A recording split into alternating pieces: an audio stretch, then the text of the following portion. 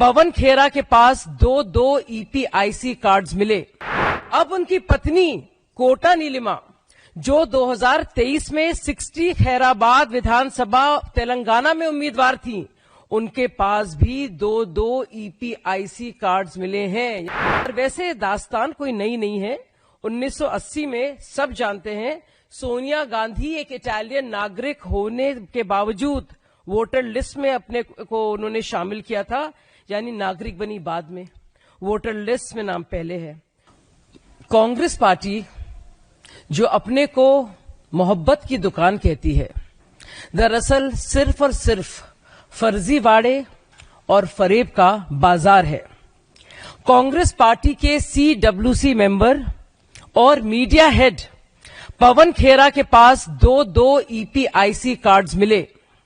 अब उनकी पत्नी कोटा नीलिमा, जो 2023 में 60 खैराबाद विधानसभा तेलंगाना में उम्मीदवार थी, उनके पास भी दो ईपीआईसी कार्ड्स मिले हैं, यानी कि दो वोटर कार्ड्स मिले हैं।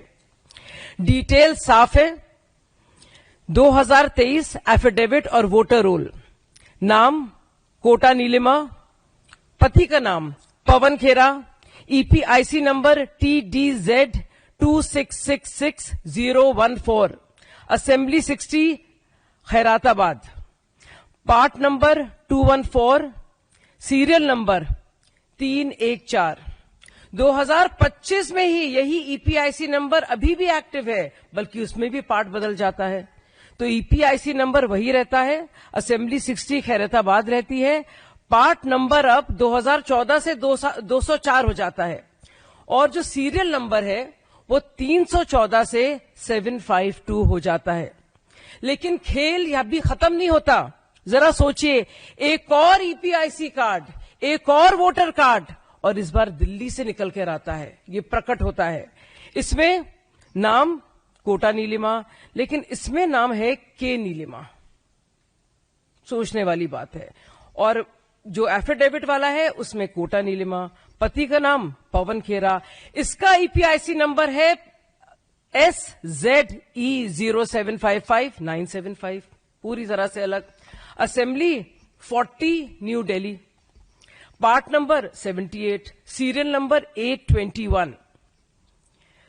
तो ये मैं पूछना चाहती हूं, चाहे ये बात हो आपके नजदीकियों की या फिर बिहार में तेजस्वी यादव की, जिनको ऐसी मुंह की खानी पड़ी थी जब उनके प्रेस कॉन्फ्रेंस के ठीक बाद उन्हीं के दो ईपीआईसी कार्ड्स मिले थे।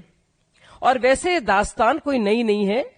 1980 में सब जानते हैं, सोनिया गांधी एक इटालियन नागरिक होने के बावजूद वोटर लिस्ट में अपने को उन्होंने शामिल किया था, यानी नागरिक बनी बाद में, वोटर लिस्ट में नाम पहले है। तो वोट चोरी के इल्जाम लगाने वाली ये पार्टी दरअसल जानी जाती है वोट डकैती के लिए। और ये वोट डकैती किस तरह से होती थी ईवीएम आने से पहले कश्मीर और बिहार में, इससे पूरा देश वाकिफ है। और सोचिए, राहुल गांधी जी से एक सवाल है कि आप आम लोगों पर तो लांछन लगाते हैं, उंगली उठाते हैं, लेकिन अपनी कोर टीम की जो दोहरी पहचान है उसमें चुप हो जाते हैं। क्या होता है आपके खोजी पत्रकार का? आपके अंदर का खोजी पत्रकार तब तक जाग जाता है जब आप बात करते हैं एक बुजुर्ग महिला की, शकुना रानी की, आदित्य श्रीवास्तव की, गुरकीरत सिंह डांग की, तब उसमें खूब झूठ बोलते हैं और हलफनामा भी नहीं देते। लेकिन आप देखिए, जब बात होती है बिहार में आपके दावों की, चाहे वो अमन कुमार हो, मिंटा देवी हो, सुबोध कुमार हो, और जब वो दावे झूठे निकलते हैं तो आपकी सिट्टी पिट्टी गुम हो जाती है। हम सब जानते हैं CSDS लोक नीति के संजय कुमार ने कैसे अपने आंकड़ों को लेकर सार्वजनिक दौर पर माफी मांगी है। और कल तक राहुल गांधी जो प्रेस कॉन्फ्रेंस कर करके देश के ईमानदार वोटर को बदनाम कर रहे हैं और उनकी पहचान को सार्वजनिक कर रहे हैं, उसको कहा जाता है डॉक्सिंग अंग्रेजी में, यानी आप टारगेटेड हरासमेंट कर रहे हैं कुछ लोगों का, उनका नाम सार्वजनिक कर रहे हैं और उनको परेशान कर रहे हैं और सरेआम बदनाम कर रहे हैं। दरअसल ये वोट अधिकार यात्रा नहीं है, सत्ता मेरा जन्म सिद्ध अधिकार, ये उस अधिकार की यात्रा है और ये नवाबी सोच को उनकी प्रमाणित करती है। कांग्रेस ने एक बार फिर साबित कर दिया है कि उसे लोकतंत्र से मतलब नहीं है, वोट छलावे से मतलब है। हम मांग करते हैं कि इलेक्शन कमीशन इसकी उस स्तरीय स्तर पे जांच करे, उस स्तरीय जांच करे और दोषियों के खिलाफ कानूनी कार्रवाई करे और राहुल गांधी अपनी इस चुप्पी को फौरन तोड़ें।